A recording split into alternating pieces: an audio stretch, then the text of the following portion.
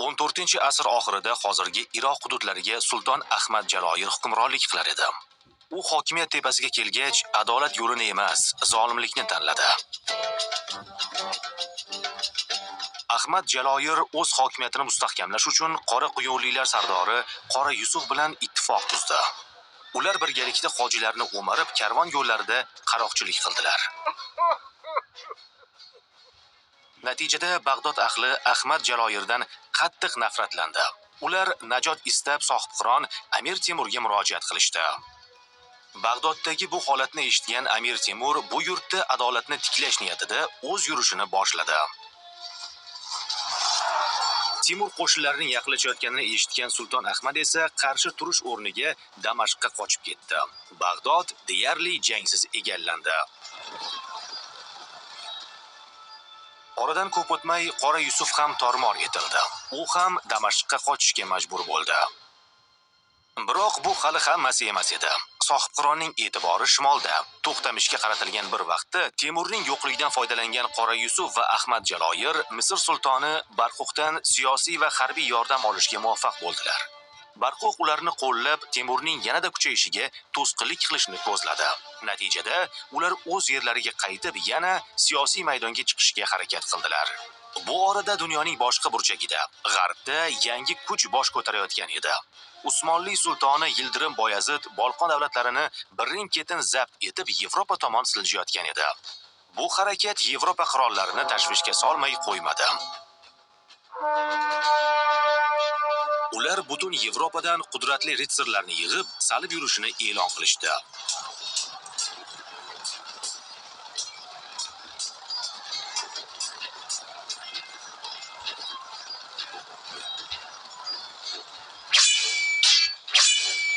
Ammo Bayazid bu ulkan armiyani ham yengdi.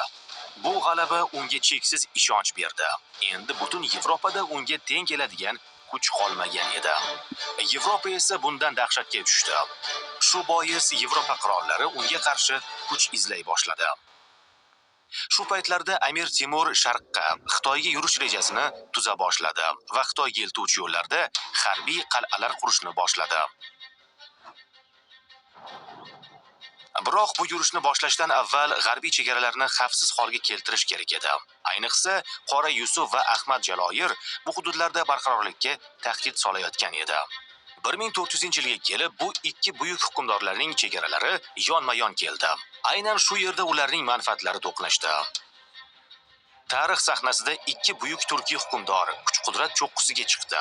Biri mag'lubiyat nimaligini bilmagan buyuk Amir Temur, ikkinchisi g'arb dahshati Sulton Yildirim Boyazid. Agar ular ittifoq tuzganida turkiy dunyo mislsiz darajada kuchaygan bo'lar edi. Ammo bunday bo'lmadi. Shu yili Temur Sivas yurishini amalga oshirdi va qal'ani osonlik bilan egalladi. Ana shu paytda unga muhim xabar yetib keladi. Sulton Ahmad va Qora Yusuf Yildirim Boyazid huzuriga borishgan edi. Sohibqiron diplomatiyani ishga soldi. Sivasdan turib Boyazidga maktub yo'lladi. Alloh taolo o'z qudratini bilib haddidan oshmagan bandasini rahmat qiladi. Bugun shukrlar bo'lsin. Mamlakatlar bizning tasarrufimizdadir. Sultonlar itoatda, lashkarlar qarshilik ko'rsata olmaydi. Biz sening nasab va xonadoningni bilamiz. Agar o'z haddingni saqlab, maqomingdan tashqariga qadam qo'ymasang, bu sen uchun yaxshidir. Bilginki, sen farang lashkari bilan jang qilayotganing uchun hozirgacha diyoringga daxl qilmadik. Chunki musulmonlarning tinchligi va kofirlarning shikasti bizga kifoya. Lekin sen mag'rurlikka berilib haddan oshmoqdasan. Aqlingni ishlat, fitna va balo eshigini ochma. Ammo bu so'zlar Boyazid uchun biror ahamiyat kasb etmadi. O'z qudratiga ishongan Sulton Boyazid javobida shunday dedi: Ko'p muddatdan beri unga qarshi chiqib jang qilishni ko'nglimga tugib qo'yganman. Hozir esa bunga jazm qildim va u tomonga yuzlanyapman. Agar u kelmasa, men Tabriz va Sultoniya tomonga boraman. Temur Shom yurishida ekanidan foydalanib, Boyazid Sivas va Kamoq qal'alarini egalladi. Hatto Temurga bo'ysungan Taxurtanning oilasini garovga oldi. Boyazidning bu harakati Taxurtanni qiyin vaziyatga solib qo'ydi. Endi u bir vaqtning o'zida Temur va Boyazidning ta'sirida qolgan edi. Temur Shom yurishlaridan so'ng Qorabog'da qishlarkan Yildirim Boyazid yana harakatga tushdi. U Ahmad Jaloyirni qo'llab Bag'dodga jo'natdi.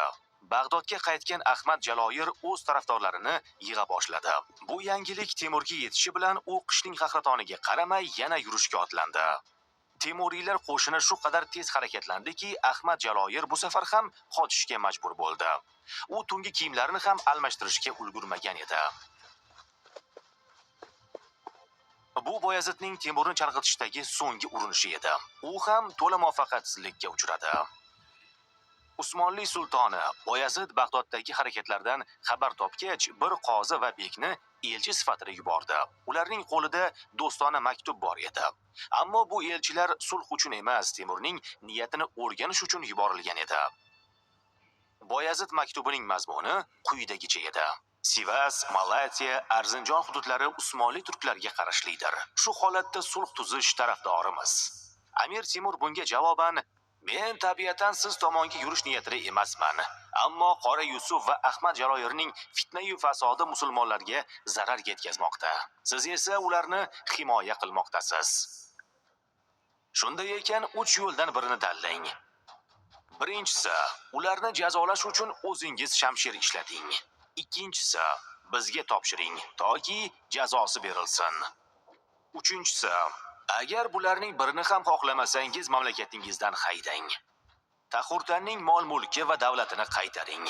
Ana shunda o'rtamizda ota-bolalik, do'stlik va ittifoqlik barpo bo'ladi. Qiz berib qiz olamiz va kofirlarga qarshi g'azotda yordam beramiz. Shuningdek, bizga bir nufuzli bekingizni yuboring, toki kelishuv o'rnatilsin va musulmonlar osoyishtalikda bo'lsin. Agar bu shartlarga rioya qilmasangiz, oqibatini o'zingizdan qidiring. Bu maktubga javob kelmadi. Sohibqiron ming qo'lga yetgach, yana bir maktub yubordi. Senga bergan va'damiz va kelishuvimiz avvalgidek o'z kuchida turibdi. So'zimizga amal qil. Birinchisi, Qora Yusuf va Ahmad Jaloyirni himoya qilishdan qo'lingni tort. Ikkinchisi, qamoq qal'asi hozirgacha bu mamlakatning ichida bo'lgan. Qamoqni bizning vakilimizga topshir. Ana shunda Rum mamlakatini senga to'liq topshiramiz va qancha askar kerak bo'lsa, yordam sifatida yuboramiz. Bu orada Qora Yusuf Boyazidni tark etgani haqidagi xabarlar Temur qarorgohiga yetib keldi. Biroq bu haqiqatmi yoki aldovmi? Sohibqiron maslahatchilari bilan muhokama qilib shunday maktub yozdi. Agar Qora Yusuf tark etgan bo'lsa, uning farzandlarini bu tomonga jo'nat, toki muqarrar qoidalar ta'kid topib, biz o'sha aytilgan qarorga muvofiq sulh qilaylik. Bu orada Yevropa saroylarida xavotir kuchaygan edi. Yildirim Boyazidning Bolxondagi yurishlari, Nikopoldagi g'alabasi va Vizantiyani qamal qilgani butun g'arbni dahshatga solgan edi. Endi ularning ko'z o'ngida faqat bitta najot bor edi: Amir Temurning shavkatli qo'shini. Agar bu ikki jahongir bir-biri bilan to'qnashsa, ikkovi ham zaiflashadi. Bu esa Yevropa uchun ayni fursat bo'ladi. Shu bois ular Temur bilan aloqa o'rnatishga bel bog'lashdi. Temur Erzurumda to'xtagan vaqtda uzoq yo'l bosib Yevropadan elchilar yetib keldi. Elchilar safini Vizantiya imperatorining ruhoniy vakili Fransua boshqardi. U bilan birga Fransiya, Genuya, Venetsiya, Kichik Osiyo va Konstantinopol atrofidan vakillar bor edi. Ular quyidagilarni bildirdi. Agar siz Yildirim Boyazid ustidan g'alaba qozonsangiz, biz g'arb davlatlari unga to'lab kelgan o'lpon va bojlardan voz kechib, ularni sizga to'lashga tayyormiz. Bundan tashqari Genuya va Venetsiya hokimlari o'z jangovar kemalari bilan Yildirim Boyazidga suvlikdan hujum qilib, Amir Temur qo'shinlariga madad bo'lishga va'da beradi. Boyazidga yuborilgan oxirgi maktubdan so'ng oradan 2 oy o'tadi. Ammo Boyaziddan hanuz darak yo'q edi. Sohibqiron shunday deydi: bu juda g'alati hol. Yildirim Boyazid biz bilan yaxshi munosabatda bo'lar, uning viloyati bizning lashkarimizdan omon qoladi deb umid qilgandik. Ammo u boshqacha yo'l tutmoqda. Shuning uchun biz ham uning oldiga borishga majburmiz. Shunga qaramay, biz uning yurtiga yoki boyligiga da'vogar emasmiz. Temur Qamoq qal'asini hech bir to'qnashuvsiz egalladi va uni sodiq sarkarda Taxurtanga topshirdi. Shundan keyin Sivas sari yo'l oldi. Temur Sivasga kelganda Boyazid nihoyat javob yo'lladi. Bu maktub qo'liga yetib borganidan keyin kimda-kim jang maydoniga kelmay ortga chekinsa, uning xotini 3 taloq bo'lgay. Timur bu tahdidga e'tibor bermadi. U atrofdagi bekliklarning ichki kayfiyatini yaxshi bilardi. Germiyon, Qoramon